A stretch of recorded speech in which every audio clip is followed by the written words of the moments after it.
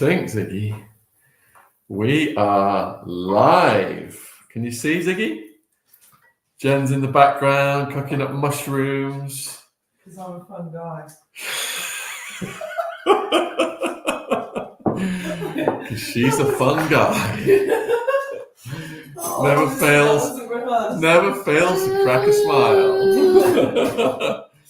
You didn't find that funny, did you, Ziggy?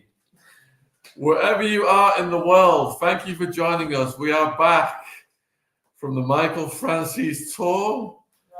We've had to put our lives on hold. Well, we were promoting the tour for 6 months, but the last month we've really had to put our lives on hold. Actually, he was scheduled to come in March, and the US government snatched his passport. And since then, the work has intensified. Hence, we've not been very productive with the podcasts or anything else. Sorry, folks, but we are going to get right back on track. Kaz is saying, good to see you back. How is Jen feeling now? Good, better. Back after some R&R between the tour ending and now. I feel back to it, just about. How is everyone? And it was so nice to see loads of people, including moderators, Kaza, Ray J. Glasgow, didn't you? Glasgow. Yeah. And we will get to that story in a minute. So we are live on X, YouTube, Facebook. We've got almost 200 people watching, and usually it's breakfast with the Attwoods. And it's on the Attwood family channel. But we're going across all platforms tonight to appraise everyone and update everyone with what's been happening, because it has been absolutely bonkers. Oh, Ziggy the wee man, thank you. It was great to see you there, boss man. Thank you, Kaza. Let's get this on the screen. You loved the Wildman t-shirt as well. I did, yeah. I got the photo, didn't I, when I was back here? Yeah. Ziggy isn't getting big, hasn't he? He is getting big.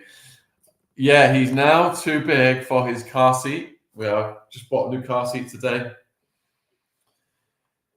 So basically, we got involved in the Michael Francis tour towards the end of last year.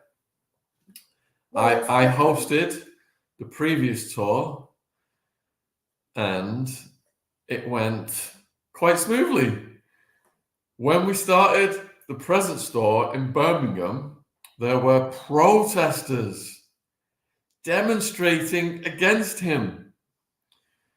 And when he arrived, they were screaming. He said, "Who are these protesters for?" And they were screaming, "Mafia man, mafia man." And Michael said, "Is there another mafia man here tonight?" He had no idea it was for him. That was just the beginning of the madness. So at the Birmingham night, what happened was, when Israel first got hit back last year, Michael said as a Christian he stood with them. He has since said he's against the war. He wants the war to end. He's against all killing. But they were screaming he was a baby killer and pro-genocide and all this stuff.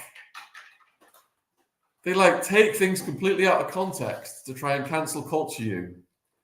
It's absolutely obscene. His story is from Christ. I'm sorry. His story is from crime to Christ. So, how anyone could find any problem with that, and he's inspiring young people and people not to get involved in crime, is beyond me. But these cancel culture people, they find the slightest little thing you've said in your past, they transform it into something completely out of context, and next thing, you are a baby killer and pro-genocide. So the protesters were sparse at first. This was the Birmingham one first gig. Then they multiplied. And then I started to get calls from Jen on the door. What was happening on the door, Jen? They were screaming in my face, actually. There was one guy in particular who was giving me a deathly stare. well, a cigarette hanging halfway out his mouth, saying I support the G word, and I said absolutely not. And then they were blocking, paid ticket holders from entering the barriers. They had a rather large music system, beating out music really loud about obviously Palestine. I mean, nobody supports obviously what happened or what is happening, should I say, in Palestine. I don't get why they picked that particular event to throw that protest, because I can think of better events they could target. It's not like Michael has repeatedly gone online to say he supports Israel. It was a one-off comment at the time. And he has since said he's against the war and he wants it to end. And Nikki has said, I was at the opening night in Birmingham. The protesters were disgusting, but didn't stay long. No. Well, they stayed long enough to put some people off from coming in. I'd say about 50% of the people came in the end. So, hey, Nikki. So that was just the first night. We thought, wow, well, just when nothing can go wrong, something else has gone wrong. But that was just the beginning. Oh, God. It sounds so dramatic. You're like, that was just the beginning. It was a fateful night indeed. Now you guys see what I've got to deal with. He talks like this all the time. It was a fateful night indeed. And the next night was doomed because the company that owned the Birmingham venue also owned the Cardiff venue. And the Cardiff gig was scheduled 2 nights after the Birmingham gig. And guess what? They pulled and gave us 24 hours to find a new venue. And shout out to Cullen in Cardiff. Central Club Podcast. My homie. Your homie? Cullen pulled it off. And we ended up in a men's working club or something. What was it called? It was a working men's club just outside the city centre. Do you know what? The owners were lovely. It was a decent sized event, like hall. No wrong with that. Cheap drinks, like that. So what we did was we posted Jen's brother at the former location. Because it doesn't matter if you send people an email saying it's changed location. A lot of them, when they initially buy the tickets, they just go to that venue. And this is going to come into it, the story in a minute when we get to Glasgow. So we posted Jen's bro at the doors of the venue who cancelled on us. And he said people were showing up every 20 minutes. And he was redirecting them to the new venue. And that got most of the people in. And there was no protest. And things seem to be calming down. But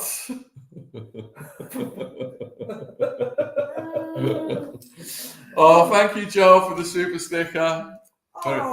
Very generous of you. We will invest that in Ziggy. So, what happened next was we had arranged. All right, love, we're trying to get out. We had arranged for Michael to sit down with the Tates to do a podcast with him. He'd never met him before. Give a raspberry. He'd never met them before. He had shown some support for them on his channel because he said they were unsentenced and there was a presumption of innocence. He disagreed with the misogynistic things they said in the past, and he questioned about that. He did not endorse that in any way. Michael Francis has been married for decades, and he's got 5 daughters. He's highly respectful of women. Yeah, I've seen this Danny G on the Run stuff. He's highly respectful of women. But a photo was posted a photo was posted of him with the Tates. And then all hell broke loose again because now the people who were trying to shut us down were not only armed with the baby killer genocide stuff. Round to see Ziggy's face. They now said we were supporting R-words and human traffickers. Yes. Let me read that. The R-word, you know what I mean?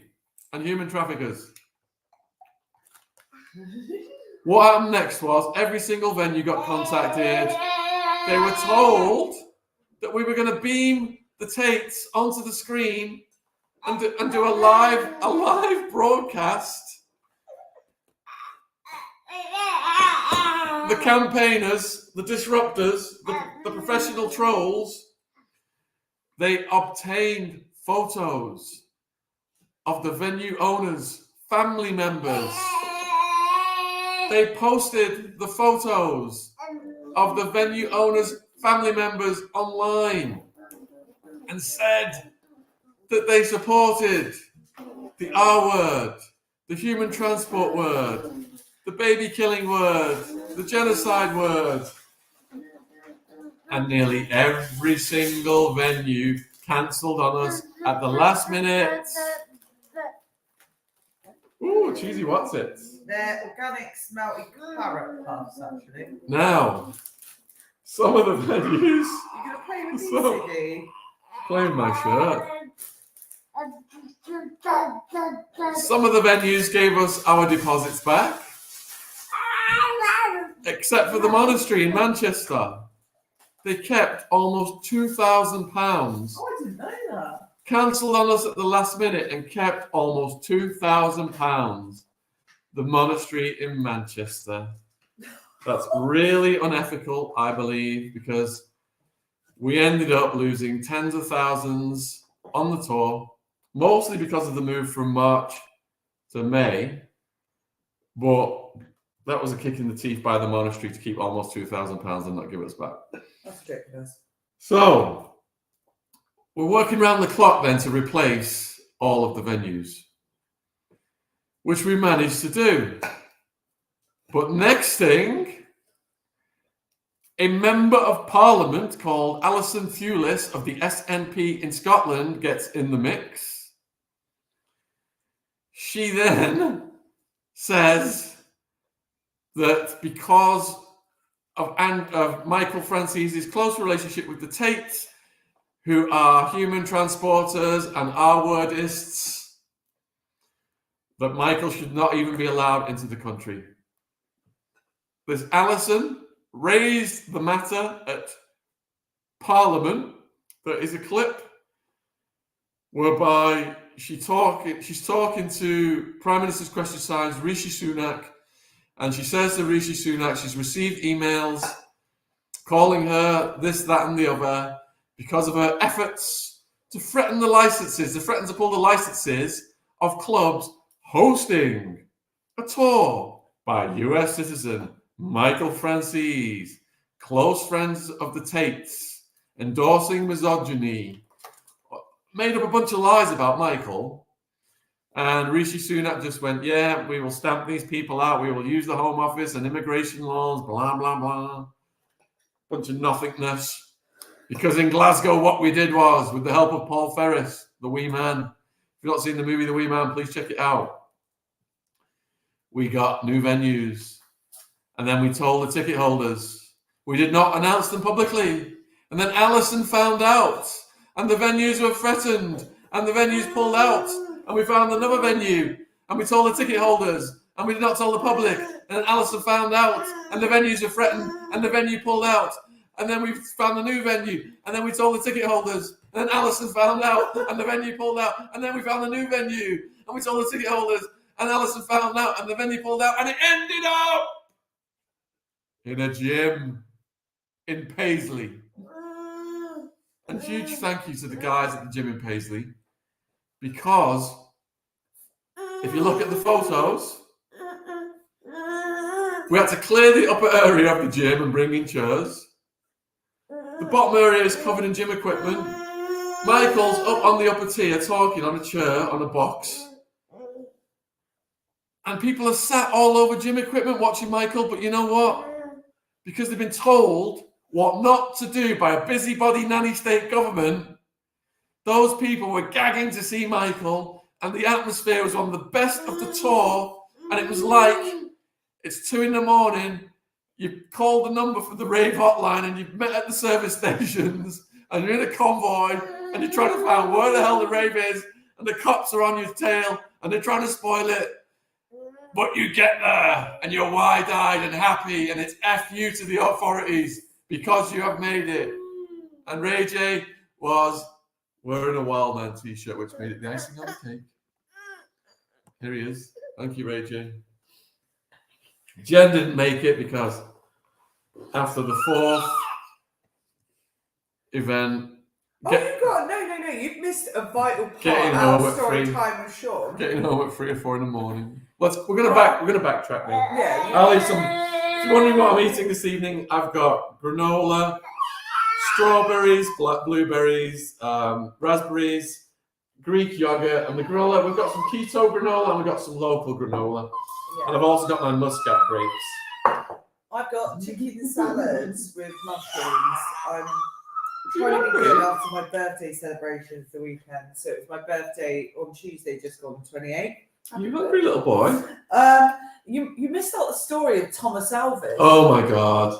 Do you want me to? That's a 20-minute story. Go on then. I thought you were gonna get in the mix. Then you really want me to do the Thomas Elvis story? Mm-hmm. All right. The story of Thomas Elvis, and if Thomas Elvis is watching, shout out to him. So. We were on the first London gig, which was moved Wimbledon Rugby Club. To Wimbledon Rugby Club. Good night, that. Weather was nice. It was a beautiful backdrop, the fields, the sun coming up, about a 20 degree on the UK scale temperature. It was on a ley line. Everyone was having good, karmic, positive vibes. You're kind of out the loop there. Let's put you back in. And this guy showed up. His name was Thomas Elvis. Had a bit of an Elvis look. He had a white suit jacket on, looking very slick. With his, how would you describe his shoes? Oh God, he had his like Sunday best on, didn't he? Ballroom dancers. Yeah, with a little Cuban heel. Oh, he looked great. Anyway, he looked the part. He did. Looked the part. Yeah. So Thomas Elvis on the way in was telling me how he'd come all this way from Denmark or Norway, and he was Polish. He'd been in the military. He had PTSD, and he was very emotional. He was on a high. The prospect of seeing Michael, I think it was a lifelong dream. It was a dream come true for this guy. Yeah. So I bonded with him on the way in.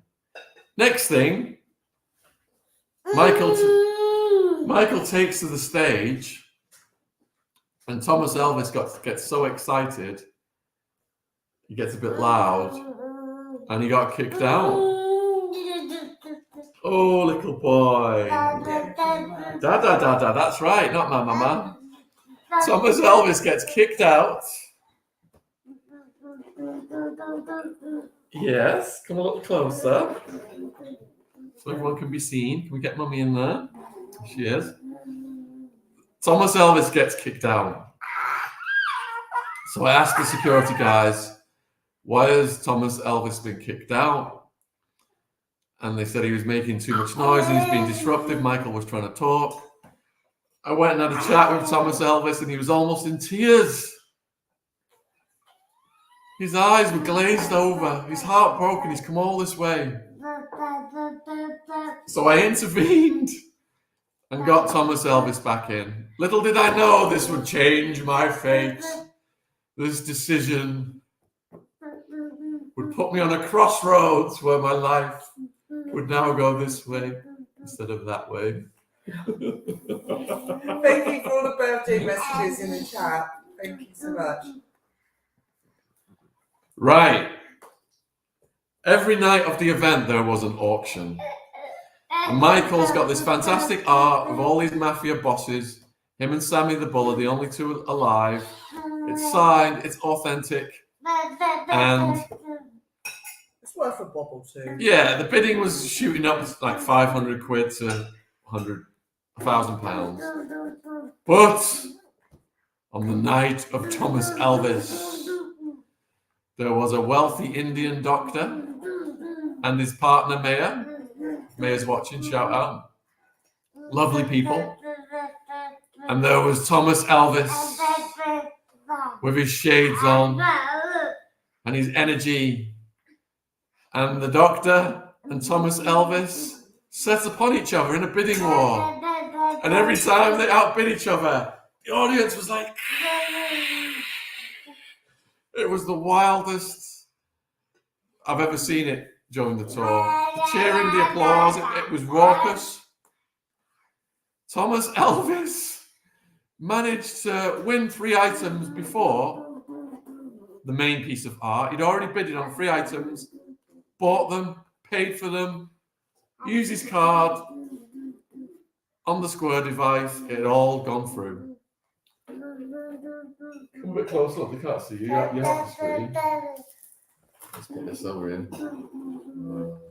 So, the final bid goes to £2,100.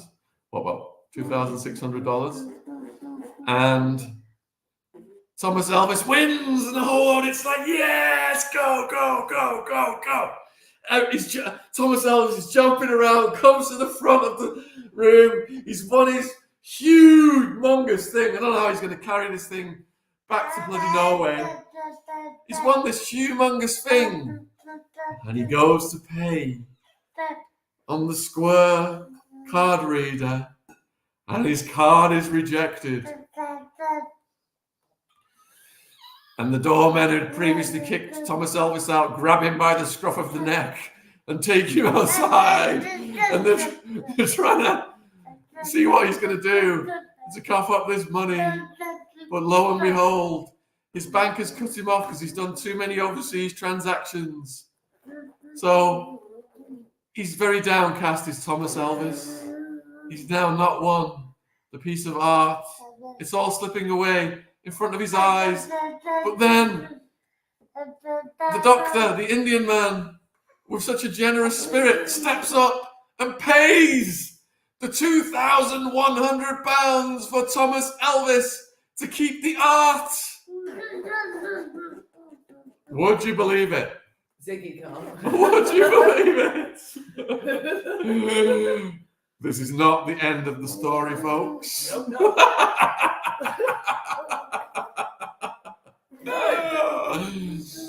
So everything is going smooth. It's a fantastic night at Wimbledon Rugby Club. There's like a line for the book signing and the photos at the end. And the Indian doctor and Thomas Elvis are waiting for some special VIP treatment and photos in front of the big framed photo of the 40 mob bosses. Okay, love. Oh, where's his dummy? Here it is. At the end of the night. So everyone's cleared out by now. There's just us staff members, Thomas Elvis, the Indian doctor, Maya is his wife. I'd already driven home. Jen's already bogged off. Yeah, I'm halfway down the M4. She got home at 3 a.m., 2 a.m. Now, all the photos are taken. There. Thomas Elvis is scratching his head, wondering, how does he get to his hotel? He's lost his phone. Thomas Elvis has a package of papers. Paperwork. Show me your paperwork, I say to Thomas Elvis, and I go through it. And I see he's staying at a hotel in Kingston. The venue was originally supposed to be in Kingston. It's a 10-minute drive away. Then I'll do my 2 to 3 hour drive to Bristol. I'll drop him off. Got an SUV. Got room for all of his art pieces. Throw them in the back. Yes, Bamba. We get to Thomas's hotel room around midnight. It's this crazy building with this box with a pin number on it and a sign that says closed at 10 p.m. There's a number to ring that nobody answers. And I'm almost tempted just to kick this pin box off the wall to get Thomas Elvis safely into this bizarre, locked up, strange prison complex style room he's booked on Airbnb. So we're scratching our heads, trying to get him in, trying pins, calling the number for about 10-15 minutes. And I realize I can't let Thomas Elvis just wander the streets of London with his 4 pieces of art, one piece of art bigger than him. He's probably going to bump into the local mandem, and it's not going to be a good outcome. So I say to Thomas Elvis, I will call Jen, and perhaps she'll be okay with you staying with us. I call Jen, and I say, Jen, I'm with Thomas Elvis. He can't get in his room. What should we do? Hint, hint. And Jen, God bless her generous spirit, said, it's okay for him to stay with us. Bring him to Bristol. And I say, Thomas Elvis. And then his eyes light up. And we load his art. His art's in the SUV. And off we go on the 2 to 3 hour drive to Bristol, whereby I don't get home till 4 a.m. Thomas Elvis is telling me his life story. He said he was conscripted into the military and he went through some village in Iraq, and Chemical Alley, some country in the Middle East, it might have been Iraq, but Chemical Alley had attacked the village and all these people had been gassed and they lay on the floor dead, babies, grannies, families, and he was traumatized from it. He had PTSD. And my heart was open to hearing the trauma of Thomas Elvis. By the time we arrived in Bristol, we were screaming, "Take me to Valhalla," and listening to Rammstein because he was impressed. If any of you guys have watched the Vikings, there's a warrior bishop. What's his name? Haymud or something. He's buried right outside of our house. He was actually killed in battle with the Vikings in 700 AD. Our house is on a burial ground. No, you're not reaching for my granola. You're not allowed hard, nutty things, Zig. So, Jasper Tudor is buried out here. Jasper Tudor, Henry VII's uncle. The king and queen came to the funeral. Anyway, blah, blah, blah. You get the history. So, we're driving home, listening to Rammstein. He's singing in German because he speaks multiple languages. Every now and then we're saying, "Take me to Valhalla." We're singing, "Du hast nicht, du hast nicht." And then we get to my house. Jen has prepared a room for Thomas Elvis. He's so emotionally moved by the whole night, by the Michael Francis situation.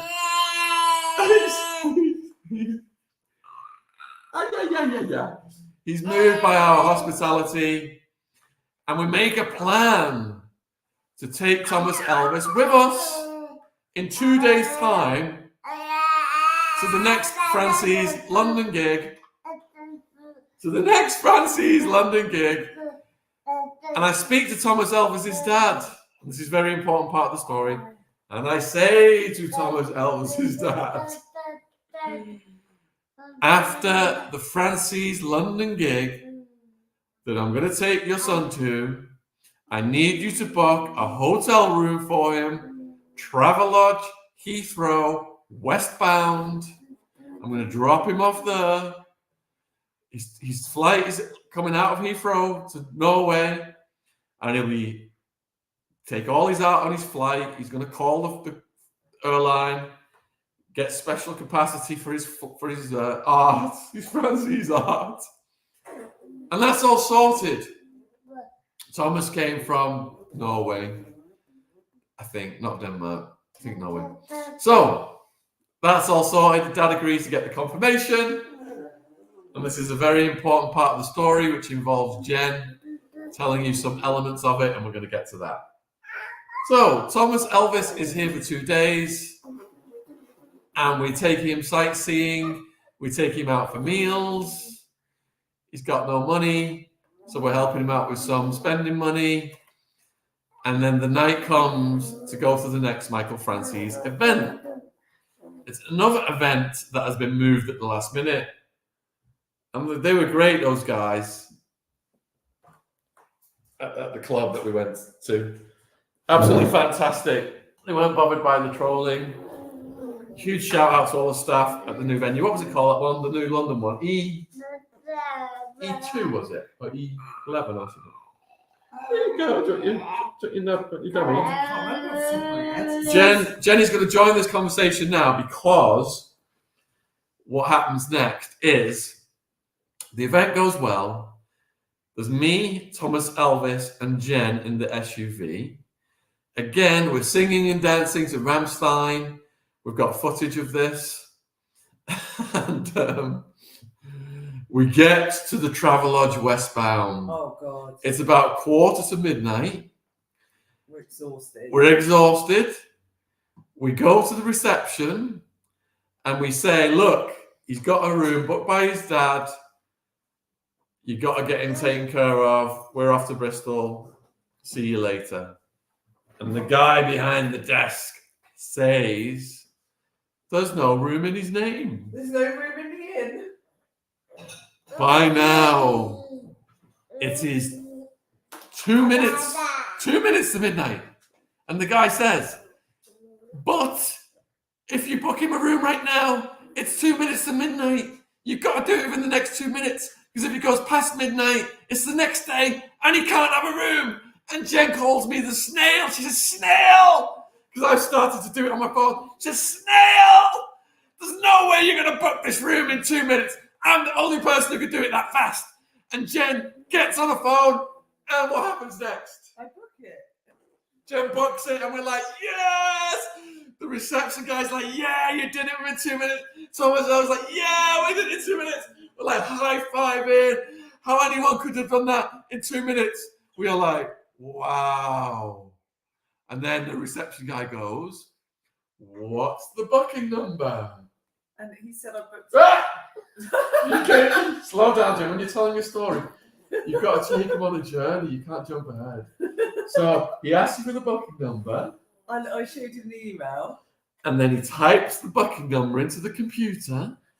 And he's looking down. And then his face just goes. And he looks at us with horror on his face. And he says... So I'm laughing. He says... The comments are saying like, good job, Jen, go Jen, hero of the day. No, you won't be saying that. He says... He says... You booked it for like in 2 weeks' time. The date is wrong. You booked it for the wrong date.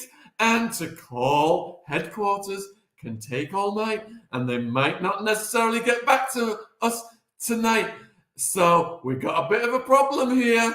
And we look at Thomas Elvis. And Thomas Elvis is like, maybe I should just go back to Bristol with you guys and get the train to Heathrow the next day, which was going to be another £100. Spending money for the train, no thanks. We're only so generous. So, we're contemplating our options. The guy behind there's a huge queue right now at the Travelodge. This queue at the Travelodge right now is like going out the door because we've taken up all this guy's time now. We're on half an hour now with this guy. It's gone past midnight. And I basically say to Thomas Elvis, the guy behind the reception, he's going to try and find you a room. And what I kind of messed up as well, a guy under my armpit, you know, they have that little hole where they put the key in. A guy put a key in right under my armpit. He basically was just leaving at that time. And I should have grabbed that key.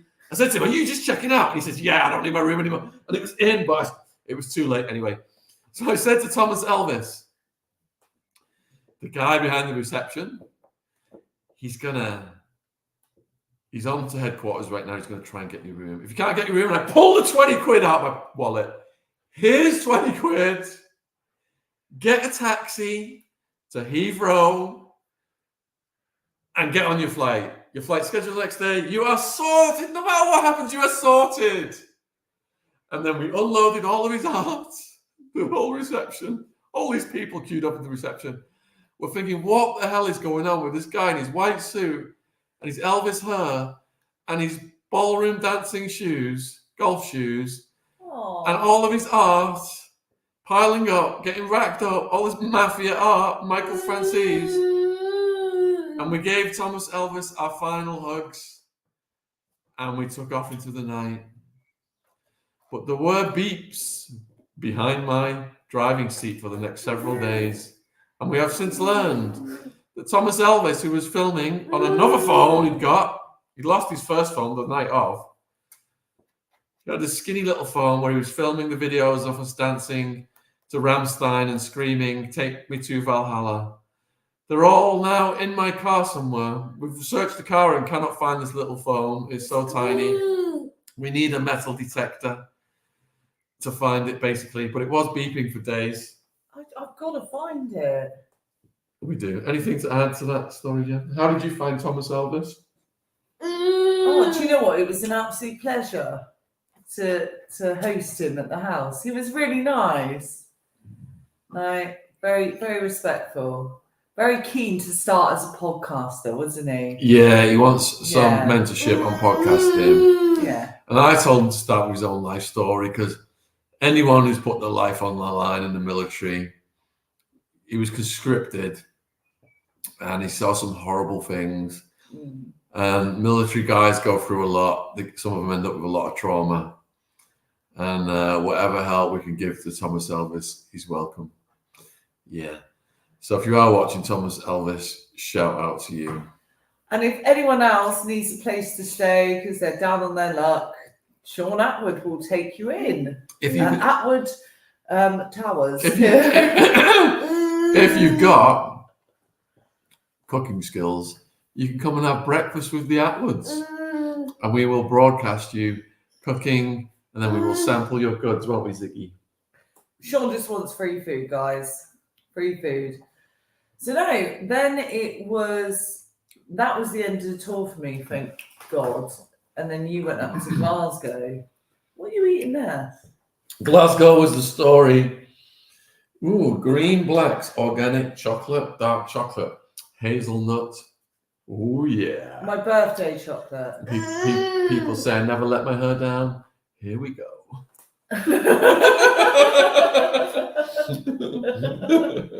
Crazy. If you think my talking skills were flowing, just wait until this kicks in. Honestly, Sean gets proper sugar rushes. We once went for dinner at Mildred's in London and he had dessert, which he never usually has dessert. And he was angry after. I was trying to be romantic and match Jen on her dessert fetishes. I love dessert. You see what I'm having tonight? Naughty flake chocolate yogurt. Can't go wrong. We've got almost 600 people watching now. Hello. Across all platforms. We've got loads of people watching on Twitter. Thank you, Elon. Everywhere else shadow bans us. But this is what happens. You shadow ban us on one, they come on the other. Thank you. Oh my goodness. See, Ziggy's trying to get. You've got to try and feed him, Sean. Swap places with me so I can feed him. Okay. Right. You can eat your granola and carry on talking about the rest of the tour. Right, Ziggy. So, evening all. So yeah, I backed out the rest of the tour. It proved too much for me. I thought I was a lot more mentally strong than, but it defeated me. I'm not gonna lie. I had a bit of a mini breakdown. It was a huge stress test on everyone.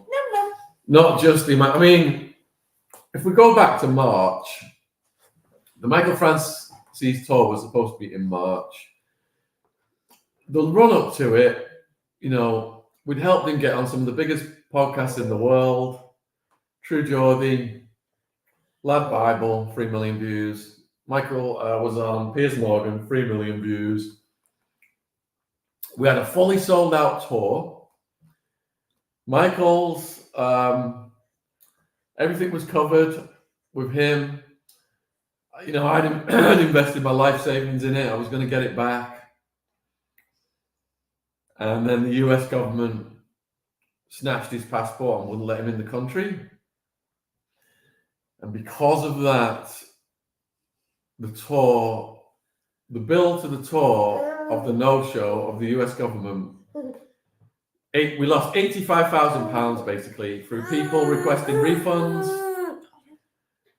Eventbrite refund fees, another 20 to 30,000 having to pay for the flights, hotels, venues again. To go from having a hugely successful sold-out tour because the US government confiscated his passport to like losing our life savings that we'd invested in it was a very stressful situation. The reason they took his passport, Fred, is asking.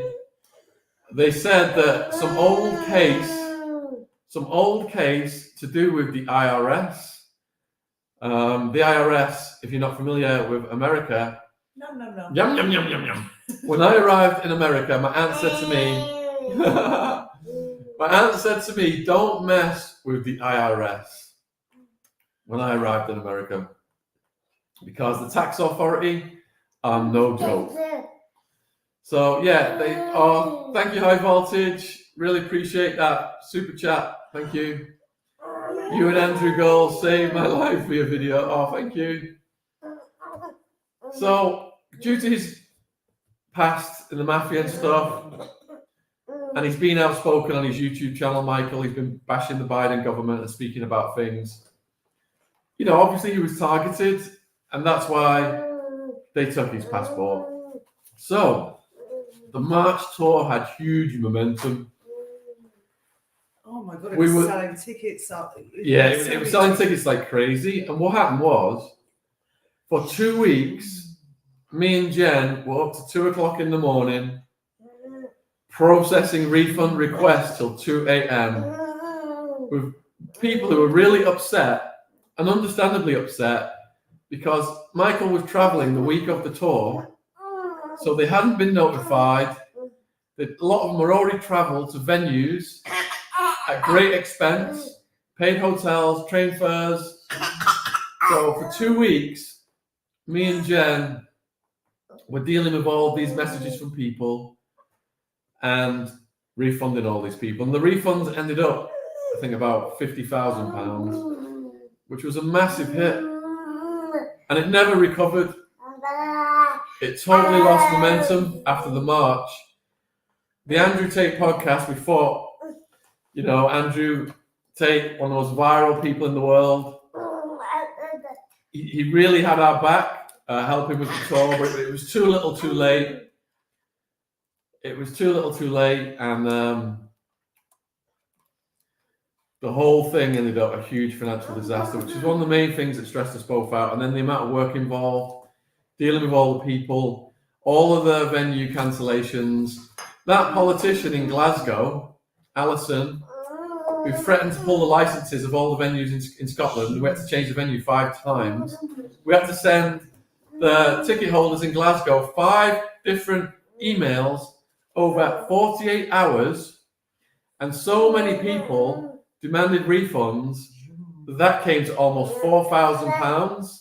So that Alison woman threatening all those venues then cost another £4,000. But the people who did make it, the atmosphere was electric. I've had so many fantastic emails from people saying, wow, you guys have really persevered against the odds, against all these obstacles,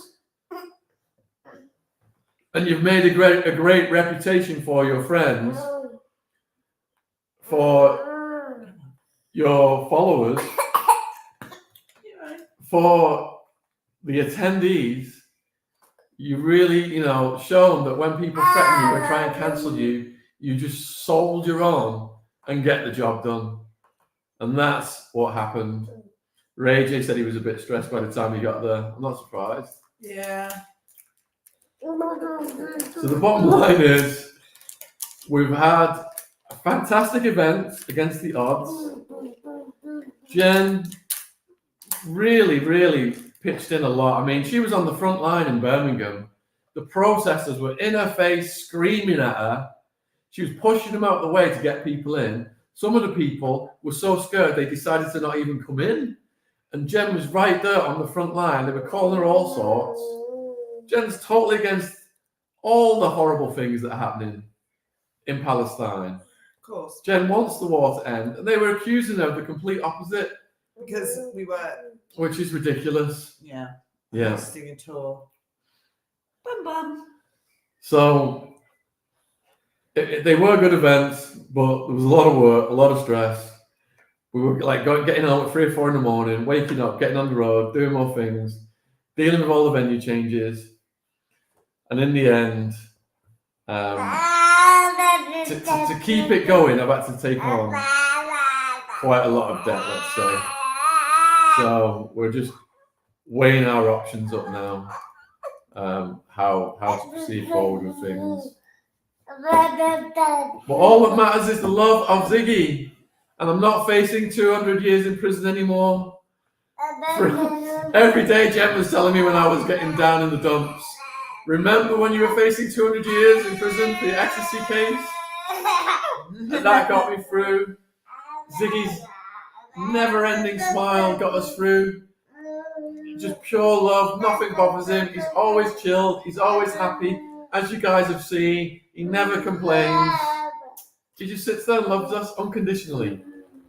And that's the most important thing in the world. We got a roof over our head and food in our belly, so we're lucky. Yes! Get it down, you love! Exactly. Get it down, you love. So, we take risks in life, and unfortunately this risk didn't financially pay off, but we come away stronger, learn our lessons.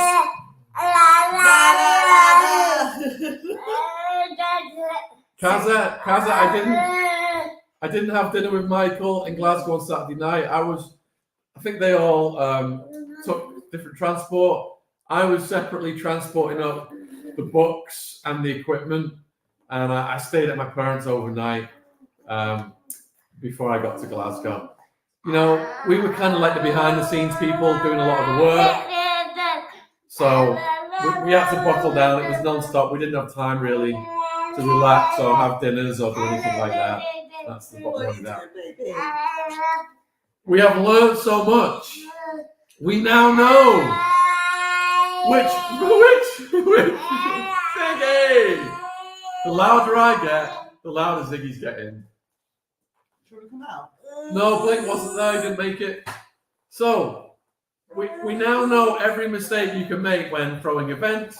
We now know every venue that's going to back us, or which venue is going to cowardly bow down to cancel culture and hold. The only one that held the money, the Monastery Manchester, held almost £2,000. Can you believe it?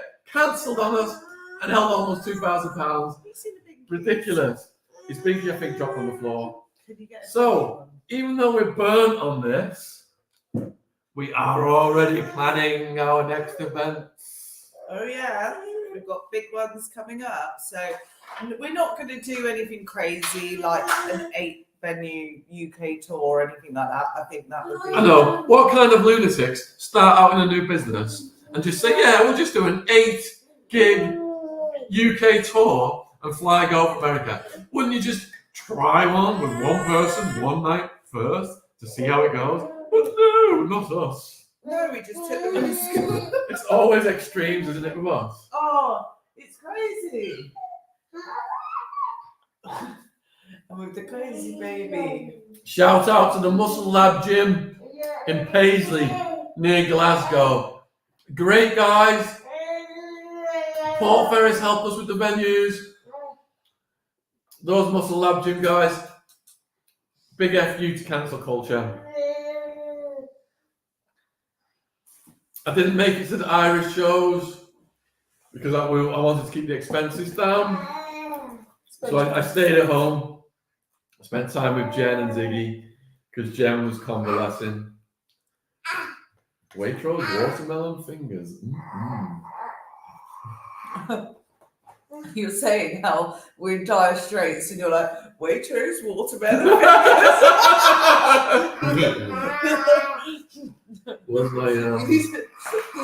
Where's my green and blacks? Organic. Intense dark hazelnut chocolate. God, you sound like a snob. We have got then it was my birthday weekend. We were reeling off a tour, and I had 4 of my crazy friends come stay at the house, and we went for a Japanese afternoon tea, which was lovely. Shout out to my dad in the chat, Derek Attwood. And David McMillan.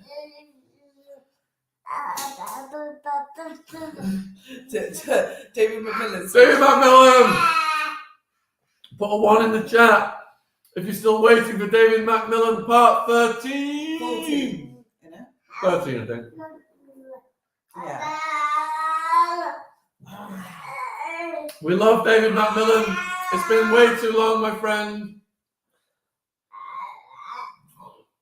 We need to see you. Michael, did you have a good birthday, Jen? Oh, yeah, it was lovely. It was very relaxed. I didn't want to do anything crazy after the... Don't hold him. Yeah. Come on, love. Didn't want to do anything crazy after the couple of weeks we've had.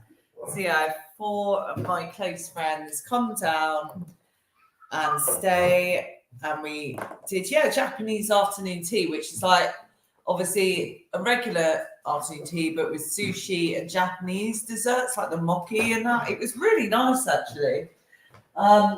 Bit of a difference. So I'm picking up cheese puffs off the floor that Ziggy's throwing. And then on my birthday was actually Tuesday. What did we do? I went for a walk. Sean said, did I want to go out for dinner? But we're going out 2 nights this weekend because we have some special guests. And I said, no, we'll save it for the weekend because the weather was rubbish. Like British summer, hey, with all the rain. Not a fan. I'm solar powered. So when it's raining outside, I don't want to leave the house. I don't enjoy it. Getting yourself ready and putting on some nice clothes to then get soaked. It's not for me. So I'd much rather be in with some good food. So that's exactly what I did. Oh, thank you, dear Mom. That's really kind of you. Thank you. Get yourself something special for your birthday, and baby Z, a special gift from me. Oh, thank you. I will spend that on food. I've become a bit of a foodie at the moment. It's food for me and Ziggy. They like flying Ziggy. he loves it. He loves it. Oh God, I've got chocolate all over my face. And then so we've had a really chilled week this week, which was it's just been nice to just clean the house. And I know that doesn't sound like fun, but to me, with my OCD, cleaning is fun. Okay, guys, it is fun. Sean doesn't find it fun at all. It's like living with two children, isn't it? Living with Sean. Honestly, there'll be a bin like right in front of him, and he'll put the rubbish by the bin or on the side by the bin. He won't put it in the bin. He's the biggest nightmare to live with. That's an exaggeration. Cheers, Derek. You're in the chat. Cheers for this. Like, I don't know what. Do you have any witnesses to that, Jen? I'll start videoing you. No witnesses, no crime. Jen and I have come to a truce recently, and I've amended all those ways. One of the things I used to do was like leave boxes and socks and things around various rooms, and because Jen always keeps the sink completely full, it prevents me from putting things in the dishwasher. So I've agreed to circumvent that and get things in the dishwasher. I keep the sink full. Yeah, you got this big tub. No, there's a tub for baby bottles to go in, and he'll empty his pan of, what is it, bulgur wheat over it. Getting it in the like washing up bowl with all the baby bottles is grim. Like you can see the baby balls there, yet you think, right, I'm going to rinse out my bulgur wheat over these clean baby bowls, and then I've got to wash them again. It's ridiculous. We have practiced that thing wasn't in the sink. But that's where It's it always in the is. sink. You should be put to the You side of the just- sink. You literally just. If it was to the side of the sink. If you just pick it up and move it, it's never going to happen. You know what I mean? It takes you 30 seconds. We've got some special guests coming for breakfast with the Attwoods this weekend. So we're going to be doing a weekend show on Saturday morning, late He morning. wants melon fingers. He's reaching for melon fingers. Let him play with one. Ooh, you want a melon finger? Let me show you a melon You won't finger. eat it. This breakfast weekends, it's going to be Barbara and Derek Attwood. Yay! So yeah, we have Sean's parents coming down. Well, they arrive tomorrow. Bring it closer. Closer. Yeah, All right. slide the box closer. I've just got to move all this rubbish up that you've left. There we go. There you go. You can see Ziggy's smiling face now. He's got it. Bah, bah, bah. Oh. Yeah, so Grandma and Granddad are coming to stay. So they arrive tomorrow till Monday. So yeah, we've got. So we're going to do breakfast with the Attwoods with my mum and dad. It'll be Saturday morning. Yeah, Saturday morning. It's my mum's birthday on Saturday. And it is my mum and dad's wedding anniversary on Sunday. You're 54 years they've been married. yay! Woo! We'll never make that. Your dad. Derek, my dad is saying, can you put that on the screen, that one? Do you have hair and makeup for the breakfast show? Clearly not, because I look like this. No, but We are unchoreographed, unmade up, and raw, Dericus. I don't think I've ever worn makeup on the. We looked at all the other family channels and saw they were all made up and choreographed. We wanted to do something original, so we just come on raw, don't we? Unedited, live. Raw, unedited, live. We never know how much noise Ziggy's going to make. Like your raspberry. I'm going to get you a raspberry. Oh. Right, I gotta get rid of these cheese puffs. Oh, they look nice then. They don't look. They look like cheesy what's-its. They're- Your mother's birthday. Well, thank you for letting us into your lives behind the scenes. That's why I'm working. Oh, thank you. High voltage. He's very chatty at the moment, Ziggy. So he can say da da da, ma ma ma. It says da da da much more than ma ma ma. Your dad said 56 years. Oh, 56 years. So I'm working that out. They must have married a year before you were born. How do you say shotgun wedding?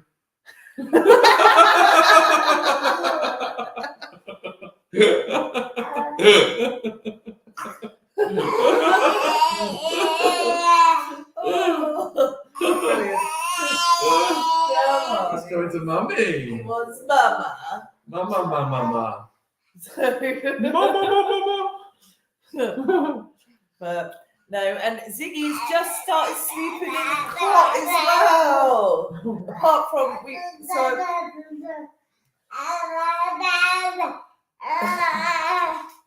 Da da da, that's right. Da da da. Yes. So we got a cot bed for Ziggy this week, as he needed to get out of our bed because he's getting so big now. He keeps kicking us and punching us in the night. So I put it together, may I add. Not Sean, no. Did he even give me a hand? No. He said he had emails to send.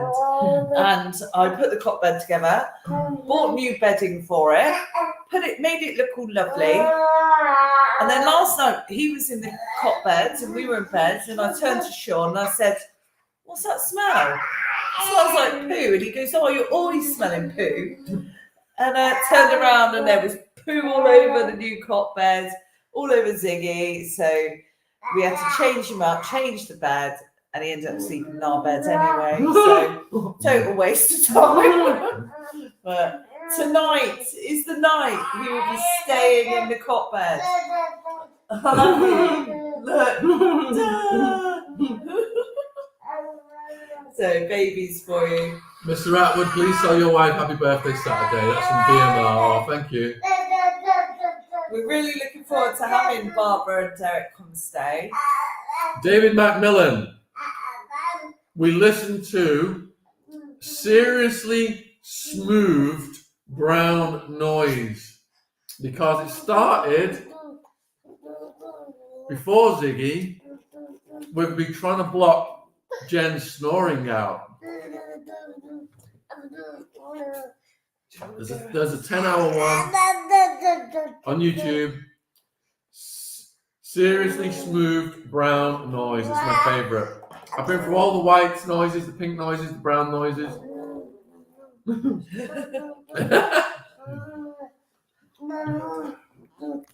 He's trying to crawl over the table.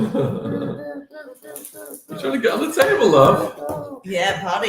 Yeah. Party. Cass is saying I should put a peg on your nose.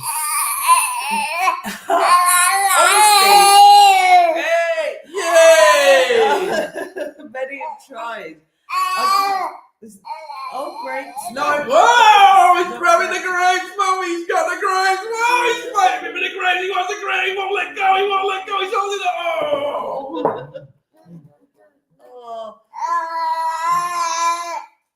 He's really excited.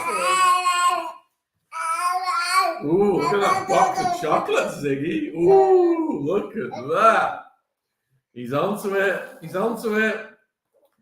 He needs a bath tonight. He's onto the green and black, organic, dark chocolate classic collection. Are you trying to get sponsored by them? He's mentioned. I've noticed he's mentioned 3 times about these, so we'll mention 4th. Please sponsor us, green and blacks.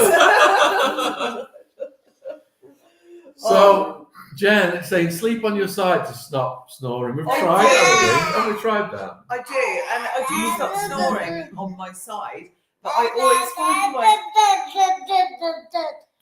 find myself rolling back onto my back. We used to sleep separately because of the snoring.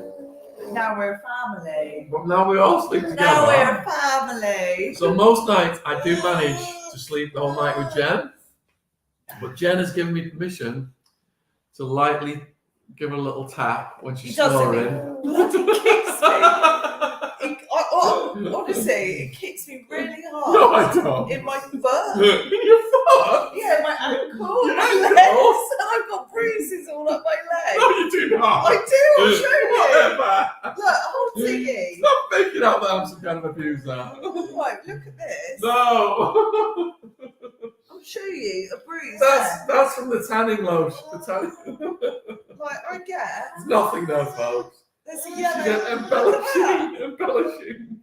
There's a yellow bruise. I don't know if you can see it on my ankle, where he kicks me in the night. Half the night, I have to leave and go into my own room because it's just too loud. Roll her over. Oh my god. There are mouth guards from your dentist that work wonders. Oh, I know. Sean should go to bed earlier, fall asleep, and then you won't be bothered by the snoring. Exactly. I've heard of that one, yeah. When does it bother you? What happens about 3 a.m? What happens is Jen lies on one side of the bed, I lie on the other side of the bed, and we make a castle of blankets and pillows, and Ziggy just rolls around. He rolls around for about 2 hours before he falls asleep. He starts out rolling frantically, then his rolling slows down, and then he falls asleep. And that is usually like midnight.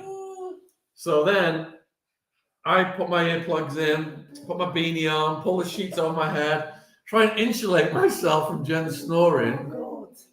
And it starts out okay. I can hear her tapping away on her phone, the light glowing under the sheets as she tunes into her nightly meditation fall asleep. What is it you listen to? Right. Can you not hear it? Yeah, but tell them what it is. Right, I listen to manifestation meditation, but guided.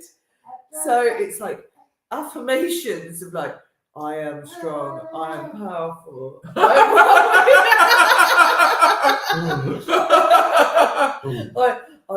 I'm wealthy, I am enough. So I wake up the next day feeling I am enough, right?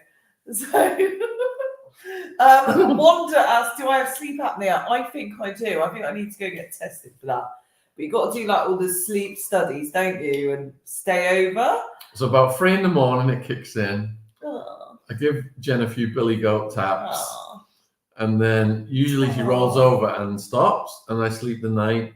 But I would say about 1 in every 3 or 4 nights, the snoring just will not stop. It just gets like the room is shaking. It's like thunder. Yeah. It's like a truck backfiring. And at that point, I got to grab my skinny pillows and go to a different bed and get my sleep. Yeah. So one day he'll be able to sleep. He does sleep the whole night sometimes. How are the nannies? They are good. They are good. So we haven't got one booked in this week. So I'll update you on that next. What are we doing? We've got a wedding next week. I can't say who. Oh yeah.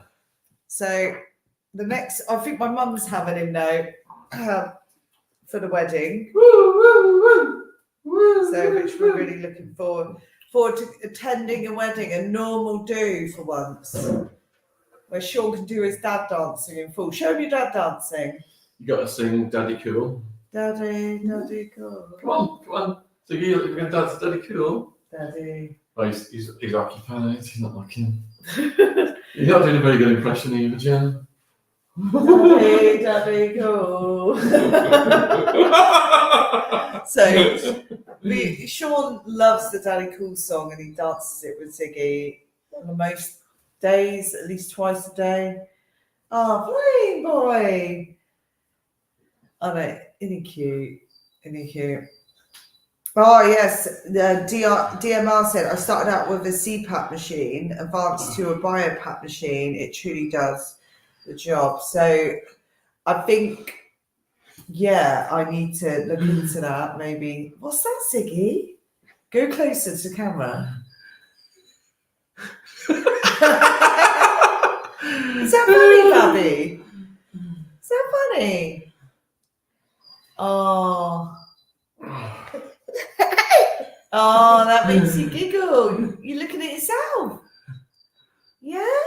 Bam, bam. I know, he's such a cute. I love his laughter. Alicia B said, about time you two had another babe.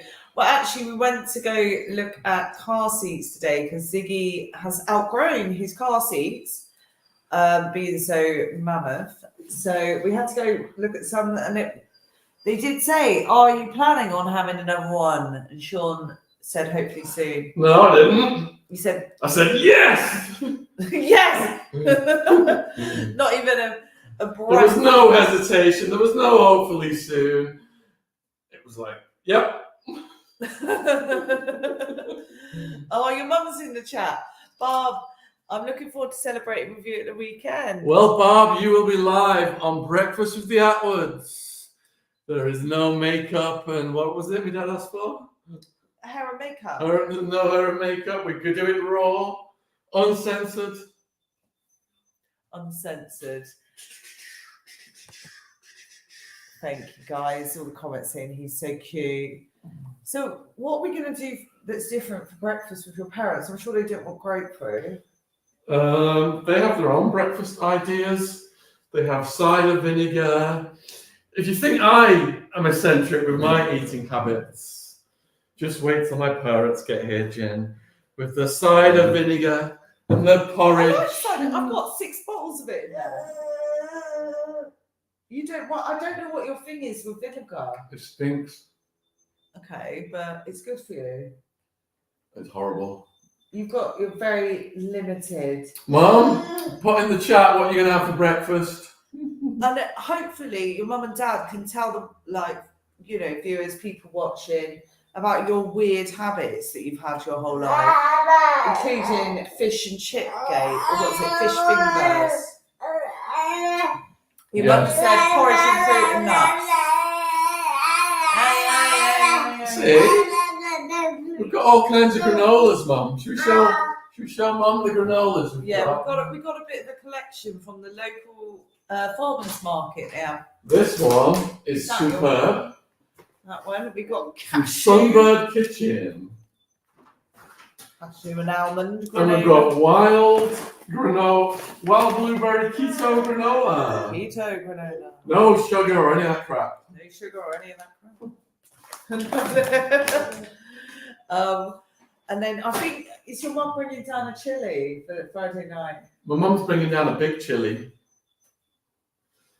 Mum's going to bring all her chilli. Oh, I'm going to eat it all week with my bulgur wheat that I will not spill on your baby bottles. I like that. Jen, fish don't have fingers. Duh. I get that. You've definitely been shadow banned, but we love you. Is that on the Sean Attwood channel then, I guess? Your shadow ban? No, this is going out on the main channel as well. Yeah. We've got 600 plus watching because we are not shadow banned on Twitter. That's where people are watching us. X. More than X. YouTube. Like, but your mum said that looks tasty, so we've got have you still got all those other stuff? Oh no, that's on Facebook. Yeah, Facebook, we have hardly any. We've got 200,000 on the Facebook pages and they hardly. Aw. I think he's getting sleepy. Yeah, we're gonna have to wrap this up. Bedtime. So dinner with the Attwoods onto bedtime and go filming pooing all over his new cotton. We will be back Saturday morning with my mum and dad. So 2 sleeps. And Ziggy and Jen. And we're looking forward to it. We'll catch up then. I'm sure we'll have lots to tell you. And Sean's parents can tell you all their most embarrassing stories of Sean, which I'm sure there's plenty. Because living with him for however long now, I've got honestly a slew of embarrassing, weird stories coming from Sean. So, yeah. See you tomorrow, guys. So that was just to Sean's parent, not to you guys. Yeah, see you in the morning. And no, looking forward to it. Any Attwood Unleash updates? Someone just asked. Oh yeah, so we've unleashed now. We're doing it if there's breaking news on those subjects. It's not on the regular anymore. No. But for the last month, I've fallen behind on absolutely everything, and we are going to start to increase the content.